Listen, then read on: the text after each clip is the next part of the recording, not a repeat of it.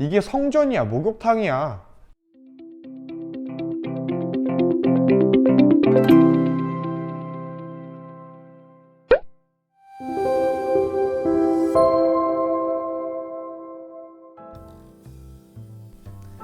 반갑습니다, 중등부 친구들. 데일리 큐티 네 번째 시간이 찾아왔습니다. 두 번째로 우리가 큐티를 나누는데 지난번에 어땠는지 모르겠네요. 이번에 좀 더 짧게 한번 준비를 해볼게요. 어쨌든 우리 큐티 할 때 되게 어렵다라고 생각하고 있으면 진짜 어려워져요. 그래도 우리 좀 편한 마음으로 너네 큐티책 피고 같이 앉아서 따라오면서 해봤으면 좋겠습니다. 우리 기도하고 시작할게요. 사랑의 하나님 아버지, 감사합니다. 하나님 말씀 앞에 이 시간에 나와왔습니다. 삶의 자리에서 나와왔습니다. 우리들의 이 나아옴을 기뻐 받아주시고 하나님께서 말씀하실 때 우리가 듣게 하여 주시고 하나님의 말씀을 볼 때 하나님께서 원하시는 것을 발견하는 우리 되게 하여 주시옵소서. 감사드리며 이 모든 말씀 예수님의 이름으로 기도드립니다. 아멘. 자, 오늘 본문 제목은 후람의 솜씨라는 제목이에요. 후람, 지난번에 전도사님 좀 포인트로 생각했었는데 여기서 또 나왔네요. 어쨌든 한번 봅시다. 광야에서 모세와 브살렐이 함께 성막 기구들을 만들었던 것처럼 이스라엘 왕국에서도 솔로몬과 후람이 함께 성전 기구들을 만듭니다. 이게 아마 기구를 만드는 후람의 솜씨를 보여줄 것 같은 느낌적인 느낌이 오죠?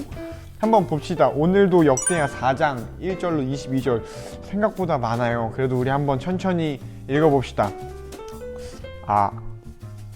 가자. 솔로몬은 놋제단을 만들었습니다. 놋제단의 길이가 이만큼이었대. 이렇게 읽어도 나쁘지 않겠죠? 저는 한번 이렇게 읽어보자. 그리고 나서 솔로몬은 놋을 녹여서 바다라고 부르는 커다란 그릇을 만들었습니다. 이 바다는 지름이 10규빗, 깊이가 5규빗, 둘레가 30규빗이었습니다. 가장자리 아래로는 빙 둘러가며 황소 모양을 새겼습니다. 그것은 녹을 녹여서 그릇을 만들 때 같이 만든 것입니다. 이 놋그릇은 뭔가 또 나왔네요. 놋 황소 12마리의 등 뒤에 올려져 있었습니다. 이 12마리 중에 3마리는 북쪽을 바라보고 서쪽을 바라보고 남쪽을 바라보고 동쪽을 바라보고 있었습니다. 뭐 약간 이렇게 있는 것 같아. 뭐 3마리. 그림 미안해. 저는 그림 진짜 못 그려요. 그릇의 두께는 손바닥 너비만 했습니다. 그 가장자리는 잔의 테두리 같기도 하고 나리꽃 같기도 했습니다. 그 그릇은 물 3,000바트를 담을 수 있었습니다. 그리고 나서 솔로몬은 씻기 위한 물통 10개를 만들어서 5개는 성전 남쪽에, 5개는 북쪽에 두었습니다. 그 물통들은 태워드리는 제물인 번제물을 씻기 위해 사용되는 것입니다. 제사장들은 바다라고 하는 커다란 놋그릇에 손을 씻었습니다. 얘들아, 이 바다 기억나? 이 바다가 이거 같아. 그지? 그죠? 어쨌든 솔로몬은 또 하나님이 지시하신 대로 금 등대 10개를 만들어 5개는 성전 남쪽, 북쪽에 두었습니다.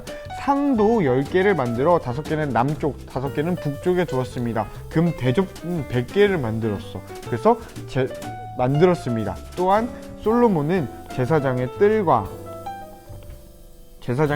큰 뜰과 뜰의 문을 만들었습니다. 그리고 그 문을 놋으로 입혔습니다. 바다라고 부르는 커다란 놋그릇은 성전 남쪽 남동향에 두었습니다. 뭐 만든 얘기만 주구장창 나오네요. 어쨌든 다음에 계속 가보자. 후람이 만든 기구들. 후람은 솥과 부삽과 작은 그릇들도 만들었습니다. 마침내 후람은 솔로몬 왕이 만들라고 한 걸 다 만들었대. 대단하다. 그래서 후람이 하나님의 성전을 위해 만든 것들은 뭐가 있냐 봅시다. 두 기둥과 꼭대기에 얹은 그릇 모양의 기둥머리 둘, 기둥머리를 덮는 둥근 그물 둘, 400개, 받침대와 받침대 위에 놓을 대야와 겁나 많이 만들었네. 후람이 솔로몬 왕을 위해 만든 것은 모두 번쩍이는 놋으로 된 것이었습니다. 솔로몬 왕이 이 모든 것을 숲꽃과 스레다 사이에 있는 요단강 가까이에서 진흙틀에 부어서 만들게 했습니다. 만든 것이 너무 많았기 때문에 솔로몬은 그것에 무게를 달아보지 않았습니다. 그래서 놋의 무게가 모두 얼마인지 알 수가 없었습니다. 솔로몬은 성전을 위해 금으로도 여러 가지 물건을 만들게 했습니다. 그 물건들은 금 제단과 상 위에 놓아두는 빵인 진설병을 차려두는 금상과 지성소 안에 있는 규례대로 불을 켤 순금 등잔대와 그 등잔, 순금으로 만든 꽃장식, 등잔, 부젓가락, 순금 부집게 저쩌구가 문짝이었습니다. 야, 뭔가 많이 만들었는데 발음하기 되게 어려워요. 어쨌든 뭘 느껴야 될까? 뭘 발견할 수 있을까? 우리가 묵상을 한다라고 하면 어떤 게 있을까?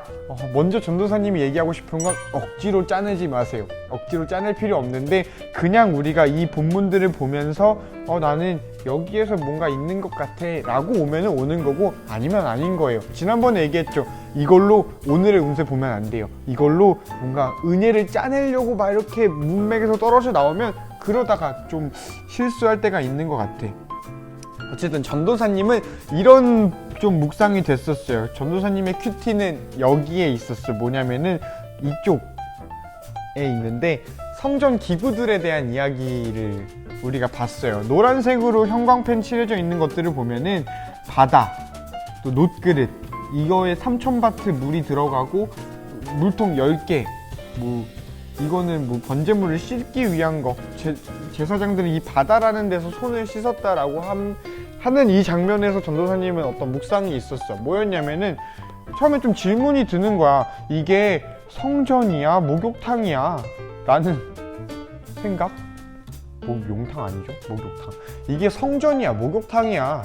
이게 되게 씻는 것들만 있고, 뭐만 하면 씻어야 되고, 손 씻고, 재물 씻고, 또 뭘 또 씻고, 이게 왜 필요할까? 성전에 이게 왜 필요할까라는 생각이 들었었던 것 같아. 그 기술자인 후람이라는 사람을 옆 동네에서 빌려와가지고 스카웃 해가지고 만든다는 게 왜 이렇게 씻는 것들을 만들었지? 예배당에 우리가 다니는 이 교회에는 씻는 것들이 하나도 없잖아. 화장실 말고 그냥 이렇게 재물을 씻고 이런 장소 없잖아. 했을 때 왜 그럴까? 왜 막말 화장실은 이 예배당 안에 있지는 않잖아요. 교회 건물 안에는 있지만. 했을 때 전도사님은 솔로몬이 만들었을 때 이 성전에서 씻는 것들은 너무너무 중요했기 때문이었지 않을까라는 생각이 들었어. 왜냐면 이거는 어려운 말로 정결과 직결되는 문제이기 때문이야.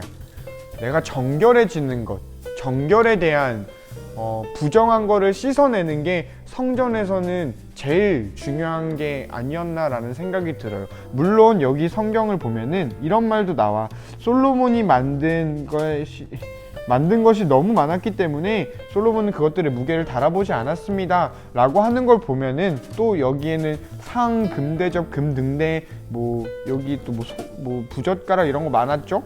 이런 것들 보면은 씻는 것만 있던 건 아니었던 것 같아. 그럼에도 불구하고 씻는 거는 정말 중요한 성전의 기물이었나 봐요. 그래서 성전에 굳이 들어가야 될 것이 아닌 것처럼 보이지만 내가 정결하게 되고 우리가 예배를 드리는 제물이 정결해져야 된다는 건 너무너무 중요했던 것 같아.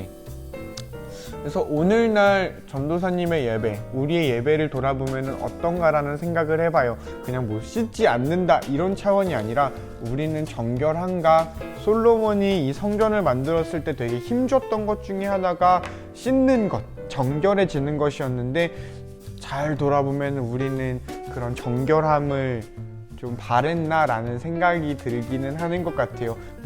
너 정결하지 않아 라고 디스하는 거 절대 아니에요. 전도사님도 정결하지 않지만 그걸로 인해서 정죄하고 싶은 마음은 전혀 없어요. 다만 우리가 이 성전에 나오고 하나님을 예배하는 사람들로서 정결하게 살아가야 된다라는 어떤 도전이 좀 전도사님 안에는 스멀스멀 올라오는 것 같아.